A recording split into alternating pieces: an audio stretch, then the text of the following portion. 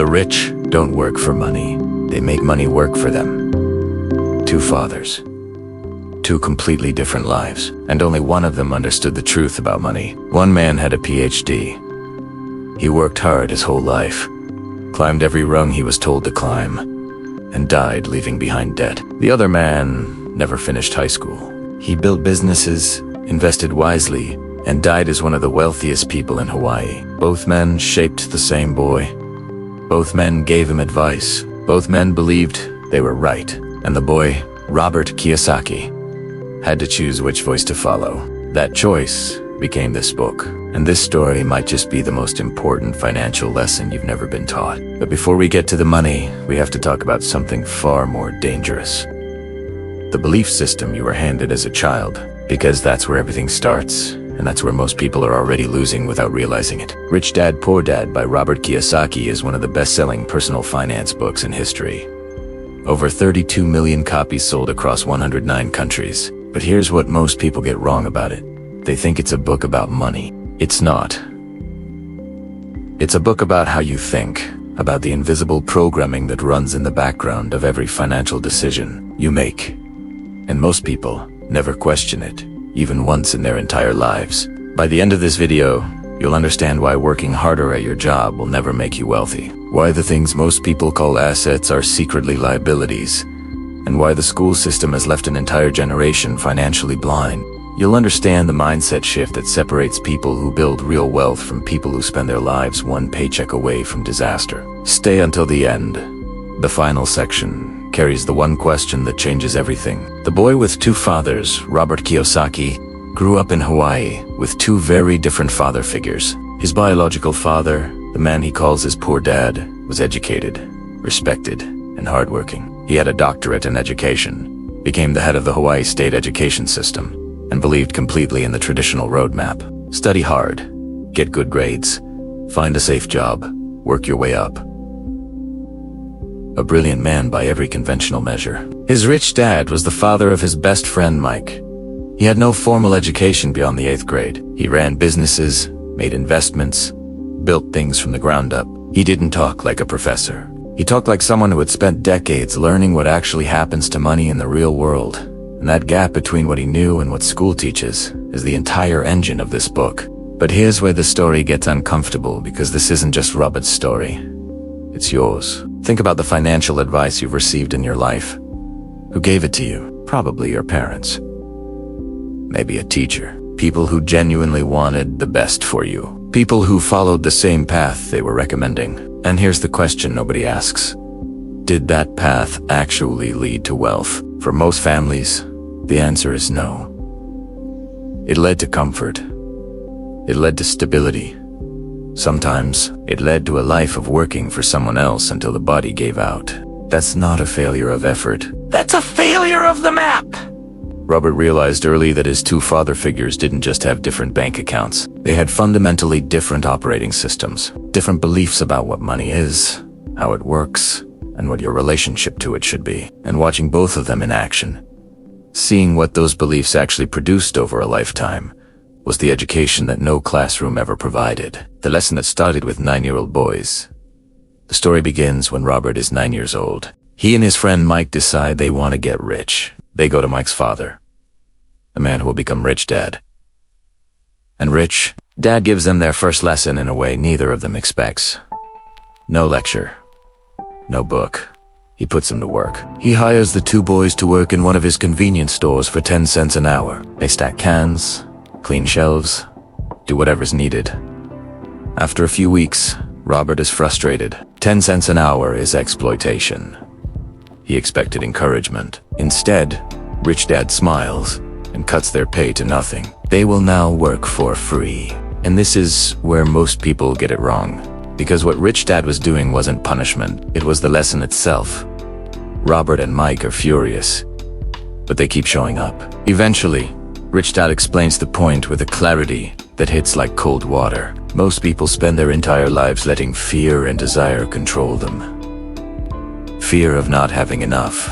Desire for the things money can buy. That cycle, working to avoid fear, spending to satisfy desire, is the trap. It's the trap most people call a career. The boys had to feel the frustration of working for almost nothing, so they could truly understand what it means to work entirely on someone else's terms. That feeling, felt in the chest, not just understood in the head, is the first step toward refusing to accept it. This is the foundation of everything in this book. Not investment strategies, not tax tricks. The awareness that most people are operating on autopilot, driven by emotions they've never examined, and until you examine them, you will keep making the same financial choices your parents made, and their parents before them. Lesson 1. The rich don't work for money. The first and most important lesson Rich Dad teaches is this: the poor and middle class work for money. The rich make money work for them. Read that again, because it sounds like a cliche, but it describes two completely different lives. When you work for money, your life looks like this. You trade time for income, you pay taxes on that income, and then you spend what's left. Every month, the cycle repeats. You need the next paycheck before it arrives. You live inside a loop that looks like progress but is actually a treadmill. When money works for you, the dynamic reverses. You build or acquire things that generate income independently of your time. Your effort goes into designing the system, not constantly running it. This is not a fantasy. It is a structural reality that wealthy people understand and that schools simply do not teach. But here's where things get truly interesting, because the gap isn't about intelligence or luck. Rich Dad explains that most people never make this shift because of two emotions that override rational thinking at every critical moment: fear and greed. When money is tight, fear takes over. Fear of not making rent, fear of falling behind. Fear pushes people to take whatever job is available and hold on desperately. Then a paycheck arrives, and greed surfaces. The desire for comfort, for things, for the brief relief of spending. Fear drives you to earn. Greed drives you to spend. The cycle continues, and nothing is ever built. Most people spend their entire professional lives in this cycle and call it responsibility. They call it being a good provider, and in many ways, it is. But it is not wealth. It is management of scarcity. And the distinction matters enormously for where your life ends up. But the deepest lesson is still coming. Lesson 2. Why financial literacy changes everything. Rich Dad's second major lesson is about financial literacy. And this is where the book makes its most controversial and most important argument. Kiyosaki says that the reason most people struggle financially is not that they don't earn enough. It's that they don't understand the difference between an asset and a liability. And the misunderstanding is so fundamental, so deeply baked into how we talk about money, that most people go their entire lives without ever correcting it. Here is the definition that Rich Dad gives, and it's simpler than anything you learned in school. An asset puts money into your pocket. A liability takes money out of your pocket. That's it. 2 categories. Everything financial in your life fits into one of these 2 boxes. The question is, which box are most people filling? And this is where most people get it wrong, and where the book becomes genuinely uncomfortable. Take the most common example. A house. For most people, it is the largest financial decision of their lives. They save for a down payment, carry a 30-year mortgage, and call it an investment. Culture, parents, advisors, everyone confirms it. Your home is your greatest asset. But Kiyosaki pushes back hard. A house you live in is not an asset by his definition. It takes money out of your pocket every month. Mortgage, property taxes, insurance, maintenance. It generates expenses, not income. By this strict test, does it put money in your pocket or take it out of personal residence? It's a liability. This is not an argument against owning a home. It's an argument against confusing ownership with wealth. The wealthy own things that generate income: rental properties, businesses, dividend-paying stocks. The middle class own liabilities that feel like assets. The difference in those 2 portfolios, compounded over decades, produces the financial gap between the wealthy and everyone else. You feel like you're building something. The numbers say otherwise. And that gap between feeling and reality is exactly how the rat race holds generations in place. Lesson 3. The rat race, and why it's a design. Kiyosaki introduces one of the most vivid and damaging concepts in the book. The rat race. The rat race is not a metaphor for working too hard. It's a description of a specific financial trap. You earn money, You pay taxes. You spend the rest on liabilities you believe are assets. To maintain those liabilities, you need more income, so you work harder or get promoted. More income means more taxes. More money in the account triggers more spending. You go faster and faster in the wheel and you never get anywhere. And here's what makes it insidious. The rat race looks successful from the outside. The person running hardest often has the nicest car, the biggest mortgage, the most impressive title. They look like they're winning, but their net worth is often close to zero or negative. They are one job loss away from collapse, running as fast as they can and calling it a career. But the real lesson isn't about escaping work. It's about what you do with the income you already have. Rich Dad's answer to the rat race is simple in concept and genuinely difficult in practice. Before you pay anyone else, pay yourself. Before taxes, before bills, before lifestyle, set aside something to invest in income-generating assets. Build the asset column. Every dollar in that column works for you without clocking out. Over time, as that column grows, it generates enough income to cover your expenses. That is financial freedom. Not retirement. Not a savings account. The moment your assets produce more than your life costs, most people reverse this order entirely. They pay everyone else first. The mortgage, the car, the credit card, the government, and whatever remains, if anything, they save. This is why earning more rarely produces financial security.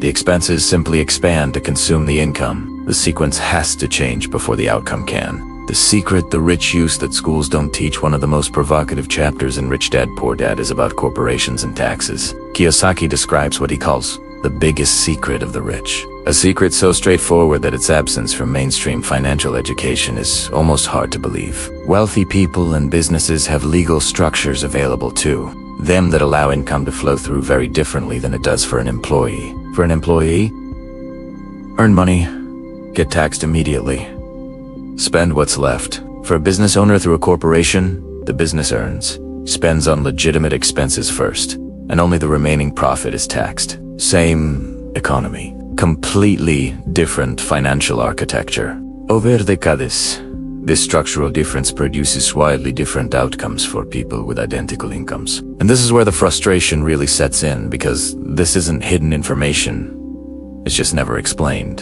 Kiyosaki is not advocating tax evasion. He is describing a legal reality that wealthy people navigate as a matter of course, while most people who only know how to be employees never access it all. The rich hire accountants and attorneys. The poor don't know they need them. Financial education isn't just about earning more. It's about understanding the rules well enough to play them rather than merely endure them. Poor Dad believed in the system completely. Work hard within the rules, and the rules will reward you. In some ways, they did a stable career, respect, intellectual satisfaction. But the rules as given are designed for employees, not wealth builders. Understanding that gap between what the system promises and what it actually delivers is the psychological shift Rich Dad tried to pass on, the enemy you carry inside. One of the most honest and psychologically penetrating sections of the book is about fear, not market risk or business failure. Those are real, but manageable. The fear Kiyosaki describes as deeper and more paralyzing. The fear of losing money, and the way most people respond to this fear doesn't protect them. It destroys them. Think about what you do when you feel financially uncertain. Most people pull back. They save, cut spending, avoid anything that feels risky. Safety becomes the obsession. Financially, safety usually means cash sitting in a low-interest account, paying down the mortgage instead of building assets, staying in a stable job even when it leads nowhere. The fear of loss drives the decision and produces the exact outcome the fear was trying to prevent. A life of permanent financial fragility. But here's what nobody wants to admit. The real risk isn't in investing. It's in never investing. Rich Dad taught Robert that winners are not people who never lose. They fail, learn, adjust, and keep moving. Every wealthy person Kiyosaki studied had lost money at some point. Sometimes catastrophically. What separated them wasn't luck. It was the willingness to treat loss as tuition rather than as proof of incapability. The school system grades you down for wrong answers. Real financial education is made entirely of wrong answers studied carefully. The second enemy is cynicism. finding reasons something won't work before giving it a real attempt. Kiyosaki says cynics criticize, while winners analyze. The cynic hears about an investment and lists every way it could fail. The investor asks what information would determine whether it's sound. Same conversation, radically different outcomes. Cynicism feels like wisdom. It protects the ego from being wrong, but it also protects you from every opportunity that comes your way. And opportunities are the only path out. What this book is really about: strip away the financial mechanics, the assets, the liabilities, the corporations, the tax strategies, and what remains at the center of this book is a single, uncomfortable argument. The way most people think about money is a form of inherited blindness, not stupidity, blindness. They have been handed a map by people they trust, people who genuinely love them, and that map leads somewhere safe, but not somewhere free. And this is where the book stops being about Kiyosaki and starts being about you. Poor Dad was not a failure. He was educated, principled, and dedicated. He worked tirelessly within a system he believed in. That system provided a living but never provided freedom. It rewarded his labor, but captured the ceiling of what that labor could produce. Millions of people share exactly this story, not because they lacked intelligence, but because the framework they were given was designed to produce workers, not owners. This is not a political argument. It is an architectural one. The employee earns, pays tax, then spends. The investor earns, invests, grows, then spends the returns. Both work. Both pay their bills, but one is building a machine that generates independence. The other is feeding a machine that generates someone else's. Understanding which machine you're building is the beginning of everything, but knowing it intellectually is still the smallest part of the challenge. The shift that changes the trajectory. Here's what Kiyosaki is actually asking you to do: not to quit your job or make risky bets, something simpler and harder at the same time. Start seeing your financial life through a different lens. Look at every dollar you earn and ask not just how to spend it, but what it could build. Look at every purchase and ask not just whether you can afford it, but whether it puts money in your pocket or takes it out. You are not weak for never having asked these questions before. But here's what changes the moment you start. The first step is financial education, not a degree or a certificate, just a genuine commitment to understanding how money actually moves in the world. Study balance sheets. Learn the difference between cash flow and net worth. The information is available. What most people lack is not access. It's the belief that it applies to them. The belief that financial independence is for other people, smarter people, luckier people. It isn't. It is a set of principles available to anyone willing to apply them consistently over time. The wealthy are not playing a different game. They are playing the same game with a clearer understanding of the rules, and the rules can be learned. What you do with that understanding is, of course, entirely up to you. And that choice is the most important financial decision you will ever make. Kiyosaki ends the book not with a formula, but with a challenge. Start somewhere. Start small. Buy one asset, build one income stream outside your salary. Begin to shift the ratio of your time that goes toward working for money versus building things that work for you. The gap between where you are and where you want to be financially is not primarily a gap of income. It is a gap of structure, and structure can be built one decision at a time, starting with the next one you make. Here is the question this entire book is really asking you. You have two voices in your head when it comes to money. One tells you to play it safe. Keep your head down. Trust the system. Work hard and hope it works out. The other asks why the rules are set up the way they are, who benefits from them, and whether there's a smarter way to operate within them. Both voices came from people who loved you. Both voices believe they're right. Poor Dad's voice is not wrong about everything. Security matters. Stability matters. Education matters. But security built on a single income stream is fragile. Stability that depends entirely on your continued labor is temporary. Education that never includes financial literacy is incomplete, no matter how many degrees it produces. The real inheritance Rich Dad left wasn't money.